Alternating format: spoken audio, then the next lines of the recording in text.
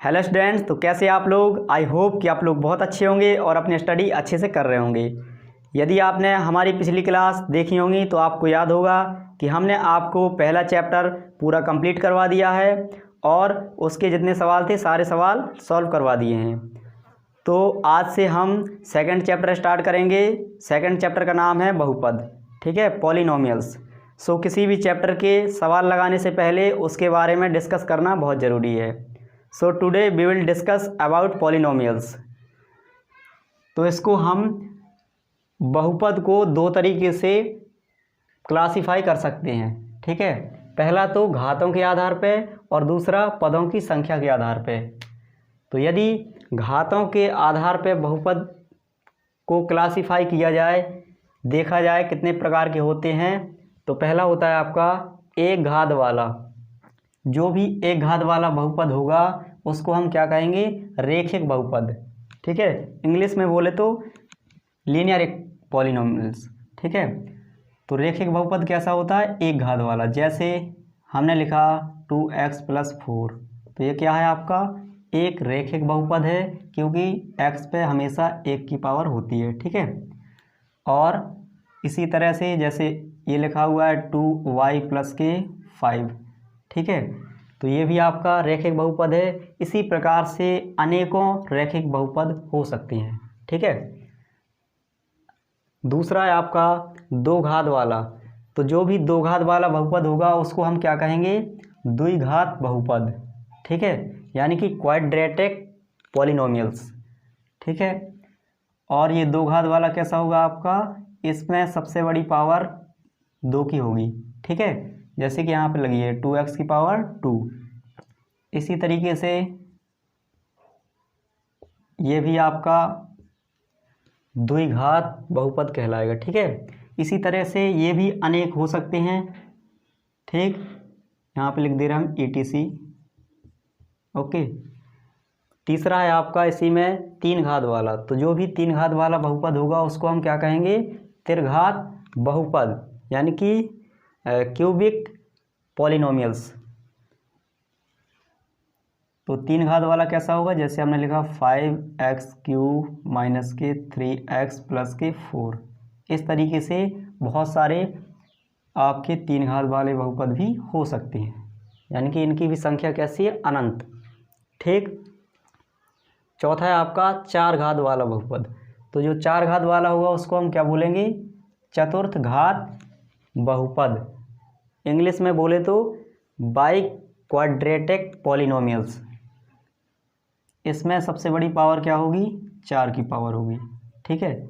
चिन्हों से कोई लेना देना नहीं है, प्लस माइनस का हो सकता है, ठीक है। इस तरीके से ये आपका चतुर्थ घात बहुपद है। अब देखते हैं पदों की संख्या के आधार पर बहुपद के प्रकार, ठीक है।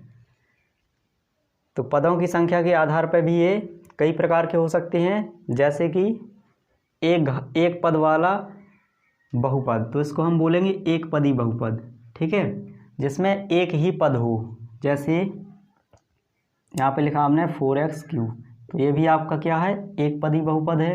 यहाँ पे लिखा जैसे हमने 2x², ये भी आपका एक पदी बहुपद है। उसी प्रकार यहाँ पे लिखा हमने जैसे 2x, ये भी आपका एक पदी बहुपद है।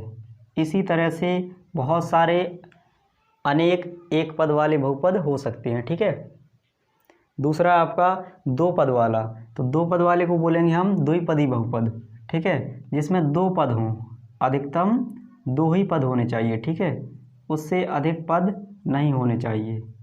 इस तरीके से ये आपका क्या है, एक पद दो पद। इसमें भी देखो एक पद दो पद, यहाँ से अलग है, कॉमा लगा हुआ है, ठीक है। उसी प्रकार आपका तीन पद वाला भी होगा, जिसमें तीन पद होंगे, उसको हम क्या बोलेंगे, त्रिपदी बहुपद। इसमें अधिकतम पदों की संख्या कितनी होगी, 3।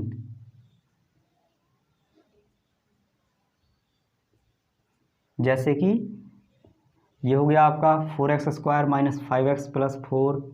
इसी प्रकार ये भी अनेक हो सकते हैं, ठीक है। उसके बाद आता है आपका चार पद वाला। तो जो 4 पद वाला होगा उसको हम चतुर्थ पदी बोलते हैं। ठीक है, चतुर्थ पदी बहुपद, इसके आपके पदों की संख्या कितनी होगी? 4।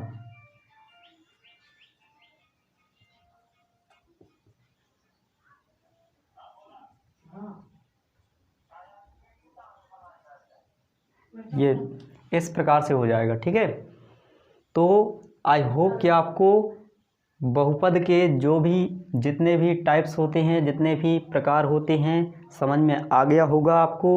ठीक है, तो इसको हम, ये निश्चित नहीं है कि ये आपका 1 पद 2 पद 3 पद 4 पद ही होगा, हो सकता है 5 6 7 8 इस तरीके से और भी बहुत सारे हो सकते हैं। ठीक है, उसी प्रकार ये आपका घात वाला भी बहुत सारा हो सकता है, 1 घात वाला, 2 घात वाला, 3 वाला, 4 घात वाला, 5 घात वाला, 6 घात वाला, इस तरीके से। लेकिन आपको इस क्लास में, आप क्लास 10th के स्टूडेंट हैं, तो आपको केवल और केवल रेखिक बहुपद और द्विघात बहुपद को ही पढ़ना है। ठीक है, केवल 2 ही बहुपदों को पढ़ना है, 2 टाइप्स के। ठीक है, एक आपका ये वाला और दूसरा ये वाला। और पदों की संख्या के आधार पर देखें तो इसमें भी आपको 1 पद 2 पद 3 4, इसमें चारों हो सकते हैं। ठीक है, तो आपको इसमें मेन आपका क्या है? रेखिक बहुपद और द्विघात बहुपद, इनको आपको अच्छे से सीखना है और इसी के बारे में हम पढ़ेंगे। ठीक है, तो नेक्स्ट क्लास में हम आपको इसके सवाल लगाना सिखाएंगे और आई होप कि आपको ये अच्छे से समझ में आ गया होगा। और यदि समझ में नहीं आया है तो कमेंट कर देना, तो हम नेक्स्ट क्लास में आपको और अच्छे से समझाने का प्रयास करेंगे।